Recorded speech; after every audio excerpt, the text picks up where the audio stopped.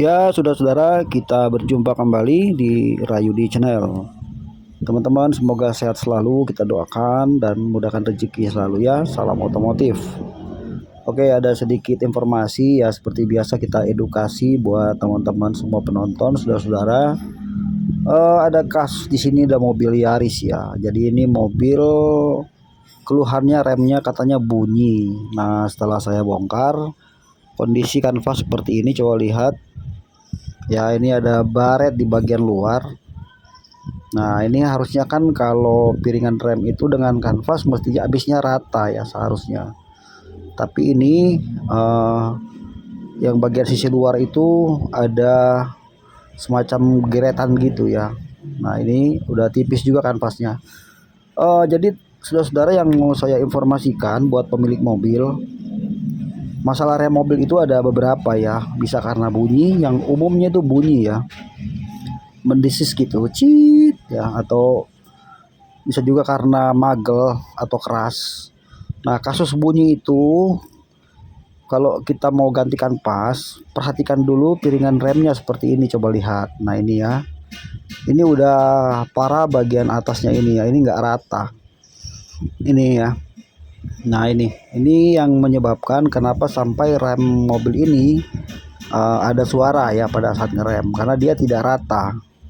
Ini. Nah, yang lebih parah lagi kalau misalnya dia itu sudah bergelombang, ini akan terasa bergetar pada saat ngerem. Jadi ngerem tanggung itu di kaki kita tuh di pedal ya, terasanya kayak ngayun gitu. Nah, itu berarti piringan remnya, cakram disknya itu sudah gelombang. Nah, kalau sampai dia sudah gelombang itu, kalau kita ganti kanvas langsung tetap sama hasilnya. Ya, jadi harus dibubut dulu atau diganti. Nah, ini perbedaan kanvas baru sama kanvas lama, jauh sekali perbedaannya teman-teman ya. Nah, ini kalau kita pasang kanvas rem yang baru, sedangkan piringan cakramnya ini belum kita perbaiki atau belum kita ganti, ini akan merusak kanvas rem yang baru. Nah, jadi tidak akan menyelesaikan masalah ya. Bunyinya nggak akan hilang tetap, karena bagian piringan ini sudah lecet, sudah rusak. Nah, nanti kalau kondisinya seperti ini, karena dia hanya bagian ujung saja yang kemakan itu ya, yang rusak. Nanti kita bisa melakukan gerinda ya, atau kita bisa papras bagian pojoknya saja. Nah, di sini nih kita bisa papras pakai gerinda. Gerinda tangan aja kita bisa papras. Tapi kalau dia sudah sampai ke tengah, apalagi sudah retak-retak, itu udah nggak bisa ya. Jadi tetap rem akan jadinya bunyi, terus agak magel, maksudnya nggak pakem, rem itu nggak akan pakem. Nah, ini kalau pasang kanvas lamanya nih, lihat ya, dia ngecap tuh, ada capnya kan tuh, seperti itu. Nah, ini jadi solusinya, nanti piringan rem ini bisa kita copot dulu, bawa ke bengkel bubut ya, nanti bisa dibubut kalau mau dibubut ya, atau cara yang kedua itu kita bisa gerinda di bagian pojoknya saja. Nah, di ujung sini kita gerinda merata. Nah, jadi diusahakan untuk gerinda ini jangan sampai kena bagian tengah, jadi hanya ujungnya saja, supaya si kanvas ini dia bisa nanti rata kenanya. Jadi ujungnya tuh tidak ada baret, jadi tidak akan menimbulkan suara.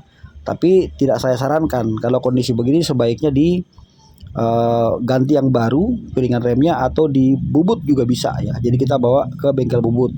Tapi dengan catatan piringannya ini masih harus dalam keadaan tebal, karena tidak boleh terlalu tipis juga.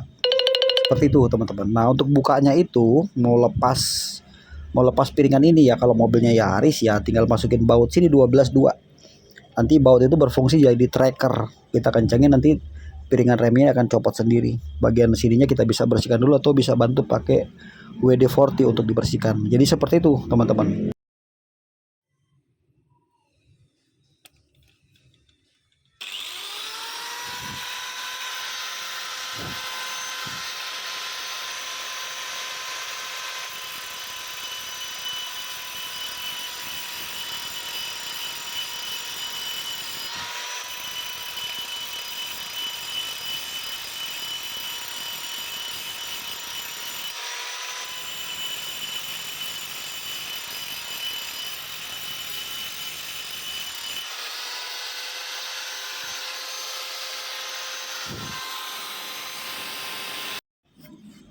Oke, sudah saudara, Setelah kita gerinda ujungnya itu lebih kurang hasilnya seperti ini.